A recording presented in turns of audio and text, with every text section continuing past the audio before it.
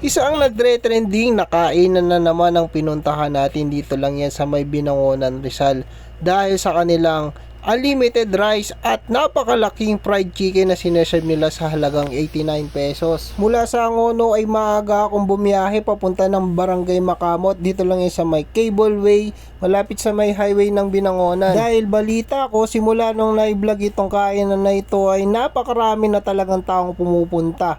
Minsan nga pagkabukas pa lang napakahaba na talaga ng pila at hindi na inaabot pa ng 2 oras ang kanilang mga tinda. So ang pangalan nga pala ng tindahan na ito ay Busugan ni Pems na located sa 0238 Highway, Cableway, Barangay Makamot, Binangonan, Rizal. Dumating nga pala ako dito ng mga alas 4 ng hapon pero may mga nakapila na dito. At talagang inaantay talaga nila ang pagbubukas itong tindahan. Dahil nga nagtrending itong kainan na ito, hindi lang taga Binangonan ang pumupunta dito. Mga nakasabay ko nga pala doon na pumila ay galing pa sa Cardona at Karatig Bayan ng Binangonan. At nung na-interview ko nga sila hindi lang pala ito yung unang beses nila nagpunta dito dahil yung mga nakaraang araw ay talagang napakarami daw talaga ng tao at hindi na sila inaabot ng kanilang mga paninda. Kaya nung may pagkakataon ako para ma-interview yung may-ari ay nilapitan ko sila habang nagluluto dun sa may baba.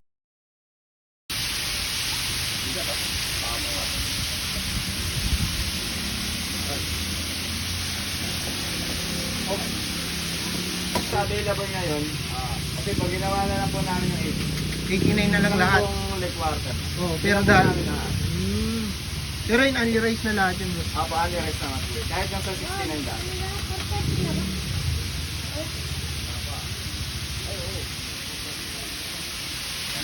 Bakit yung dito?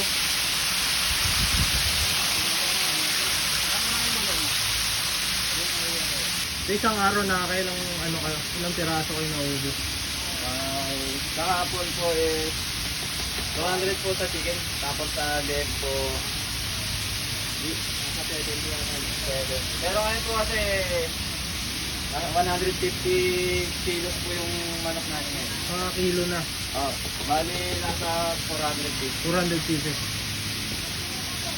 Dahil sa sobrang dami ng tao na pumipila at kumakain sa kanilang kainan ay nagdagdag na pala sila ng stock dito ng fried chicken na kanilang niluluto. Na dati ay 200 piraso lamang ang kanilang sinasalang sa kanilang mainit na mantika ay ngayon ay ginawa nilang 400 pieces para umabot yung mga tao na gustong kumain pagkagabi. Kaya ikaw na gustong pumunta dito sa Busugan ni Pems ay agahan mo ang pagpunta mo para mauna ka sa kanilang pila. Sila ay nagbubukas mula alas 5 ng hapon hanggang sa maubos ang kanilang paninda. Sulit talaga yung ibabayad nyo dito dahil kayo mismo ang pipili kung gaano kalaki yung manok na inyong kakainin. At syempre meron din silang iba't ibang klaseng dip. Meron silang spicy chicken, barbecue chicken, teriyaki chicken at yung pinagmamalaki nilang cheesy chicken. So huwag kayong mag-alala mga tol, kung hindi kayo pwede sa soft drinks ay meron din po sila ditong service water pagkatapos yung kumain.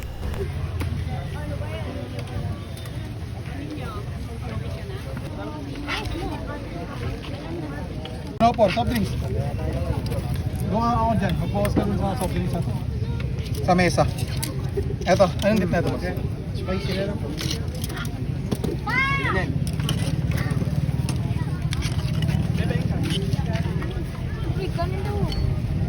Oo, sige, bigyan mo na sa kanya yun.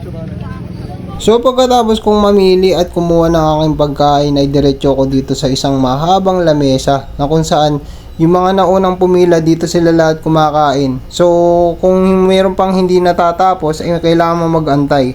Napakaraming nila dito, halos pamilya pala silang kumakain dito at yung iba magkakabarkada at magkakaklase pa. FYI lang din sa mga pupunta at magiging customer nitong kainan na to dahil wala silang spoon and fork at pagkakain kayo ay tanging hand gloves lang po ang kailangan nyo isuot para makakain.